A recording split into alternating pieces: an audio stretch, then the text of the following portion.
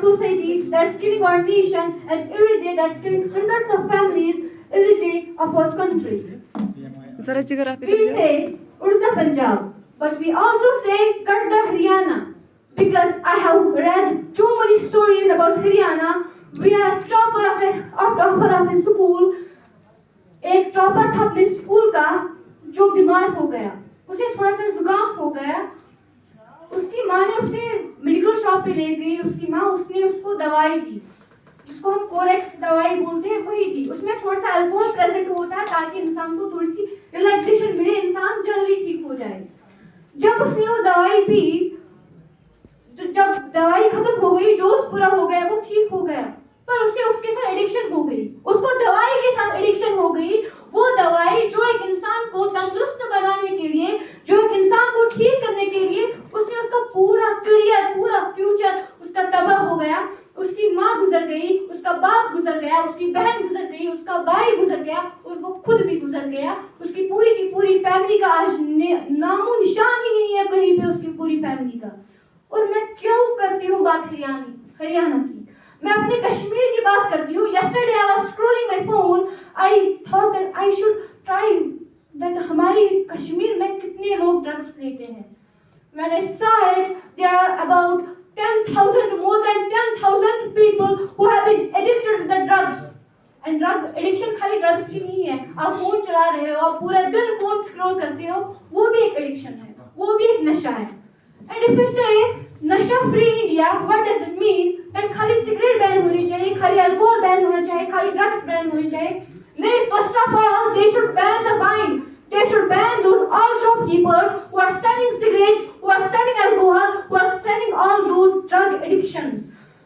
क्योंकि जो इंसान एक बार जिसने सिगरेट हाथ में ली just for amusement, just for entertainment, वो कल को हाथ में सिरिंज भी ले सकता है, वो कल को कुछ भी कर सकता है जिसने एक बार सिगरेट लिया हाथ में।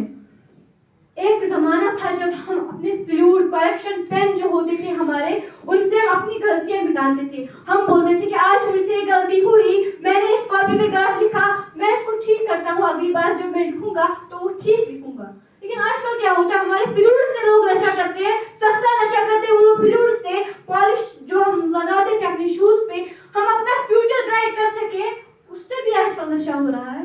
नशा खाली इतनों से नहीं हो रहा है, हमारे टीचर्स इंक डालते थे मार्कर्स में जिससे हमारा फ्यूचर बन सके, जिससे हमारा करियर बन सके, आजकल वो भी एक नशा बना है। लोग उस इंक को सूंघते हैं, उनको एक वर्स्ट प्लेजर मिलता है।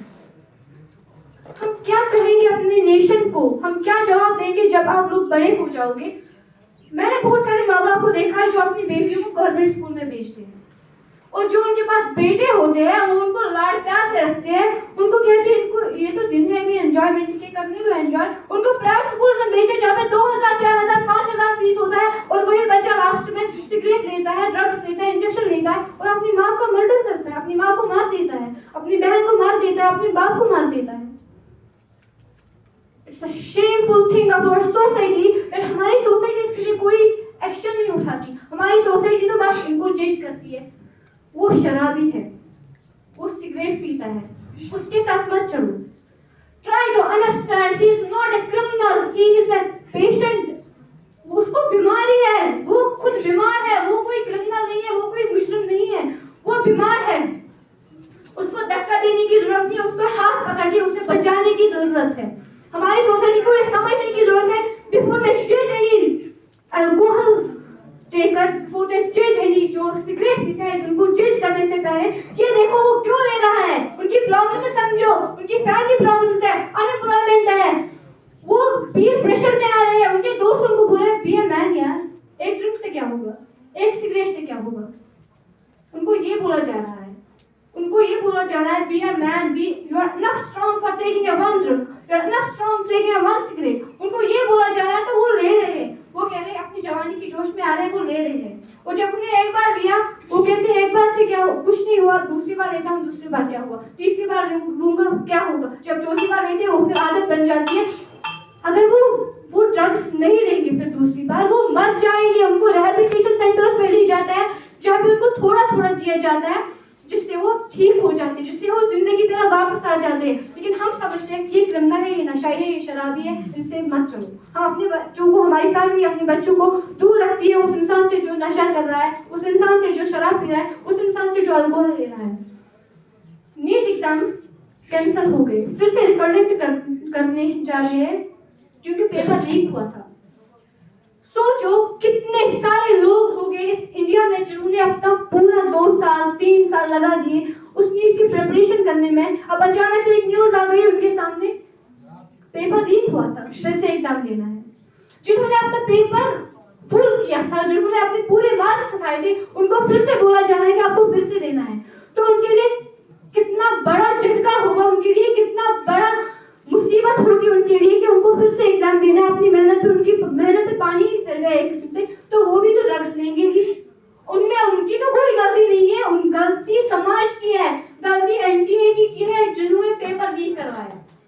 गलती किसी और की नहीं है, वो भी ड्रग्स लेंगे, वो भी सिगरेट लेंगे, उनका भी फ्यूचर खराब हो जाएगा। और हमारे यहाँ पे क्या बोलते हैं हमारे पॉलिटिशियंस, क्या हम शराब बैन करेंगे, हमें उसका टैक्स दो। कौन सा टैक्स, किस काम में आ रहा है हमारा टैक्स? हम इतना सारा टैक्स कर रहे हैं, क्या इंप्रूवमेंट हो रही है हमारे इंडिया में? हम प्राइवेट हॉस्पिटल्स में जा रहा है एक बीमार जिसको वहाँ पे 5 लाख 6 लाख जस्ट एक किडनी के ऑपरेशन के लिए भरने पड़ते हैं, 10 लाख 20 लाख। तो कहाँ जा रहा है वो टैक्स जो हम इतने सारा भर रहे हैं और बोल रहे हैं हमारे पॉलिटिशियंस टैक्स भर रहे हैं? गलती खाली आम इंसान की नहीं है, गलती हमारे